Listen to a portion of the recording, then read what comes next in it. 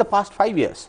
You know, none other than Bimal Jalan, the former governor of the Reserve Bank of India, made a statement that the wealth of the 20 richest Indians is more than 30 crore poorest Indians. That must have been true even when the NDA was in power. No, you see, one moment. What I'm saying is,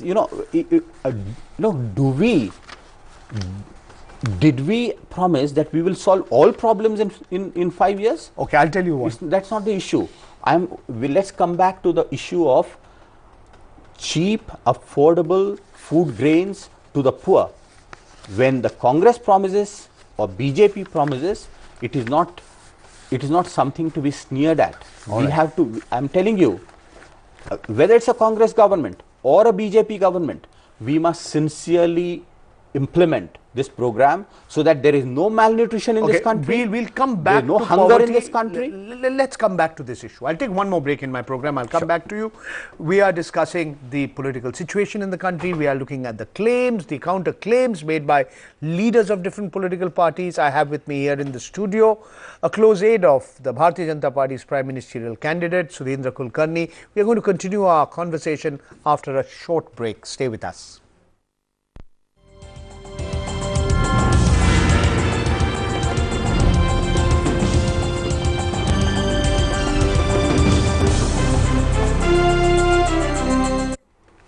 Welcome back to this conversation with Sudheendra Kulkarni, close aide to LK Advani, the Prime Ministerial candidate of the Bharatiya Janata Party. On this whole issue of poverty, Jairam Ramesh has refuted your claim that those living below the poverty line, the number of people living below the poverty line went up by an alarming 20% between 2004-05 and 2008-2009. I quote what Mr. Jairam Ramesh has written. He says, "I know that party hacks are often called upon to lie in the interests of the party they serve. This is particularly true during election campaigns when facts, truth and sobriety are at a tremendous discount." And then he goes on to say that, you come from a professional background, you had studied at the Indian Institute of Technology in Mumbai, you have worked with the PMO. Therefore, you took figures from a newspaper article, The Mint, which is factually incorrect, to arrive at that conclusion. And you said there is no evidence, as of now at least, to indicate that poverty went up during the UPA regime. Pranjoy, I'm going to reply to this, but let me, since you asked this question, first of all, I did not refer to Mint at all. The article appeared in the Pioneer newspaper and it was written by M.J. Akbar. Okay, about M.J. this Akbar, ISI study, Indian Statistical Institute study. M.J. Akbar is one of the most distinguished journalists of our country. I thought you would say former Congress MP, though he's not very much in favor of the Congress these days. Also a former member of parliament. That's correct. And then very close to Rajiv Gandhi. But that's not the point. M.J. Akbar is highly respected.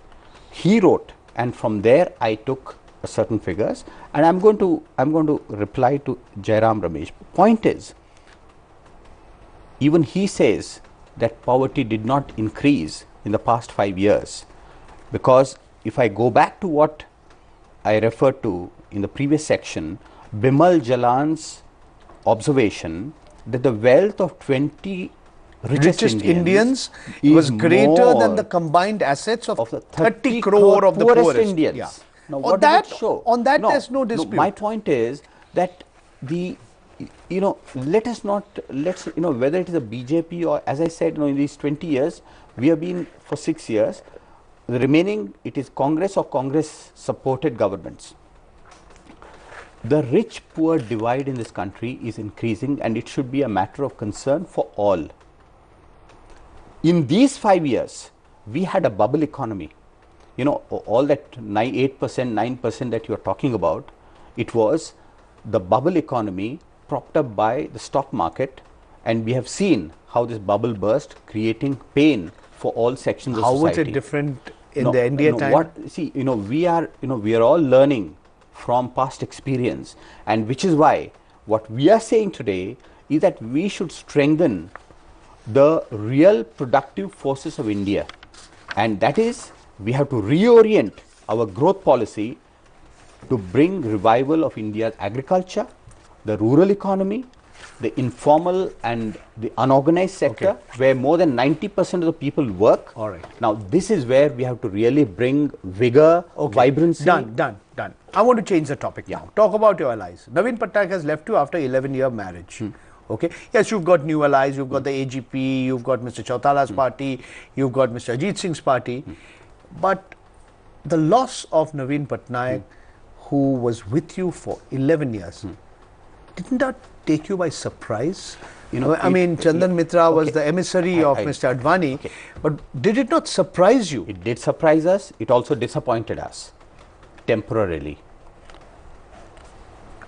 We are sad that Naveen Patnaik miscalculated based on a certain exaggerated sense of his own party's that we'll strength. know only that we will know, on the 16th of May, you know, but whether he was correct or wrong. Let me tell you that what defeated the Congress in 2 successive elections in Orissa was the alliance between the BJP and the BJD. It was not entirely the BJD's victory, not entirely the BJP's victory. Okay, you're right.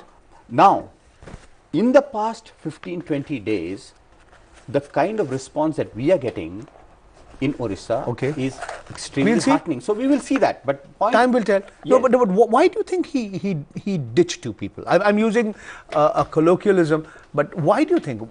Did it have something to do with Kandhamal?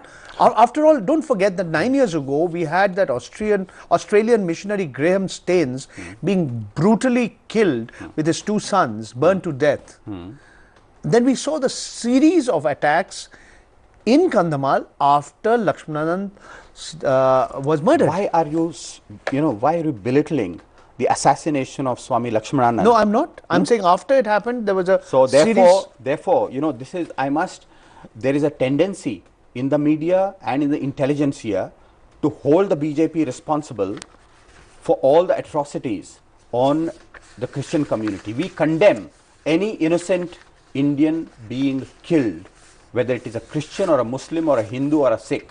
But let us not forget that in our country, there is deep concern over a systematic effort to convert people using foreign money. It's a different subject. But once again, that's a completely new subject. Yeah, it's a new subject. But let's not think that this is not an issue at all. No, I was reading. And which is why in our manifesto we have said that conversion using unethical means is wrong. No, and once again you are diverting the issue from attacks on Christians to conversion. One moment. I want to talk to you about a bigger issue. The BJP has rightly or wrongly been perceived to be anti-minority.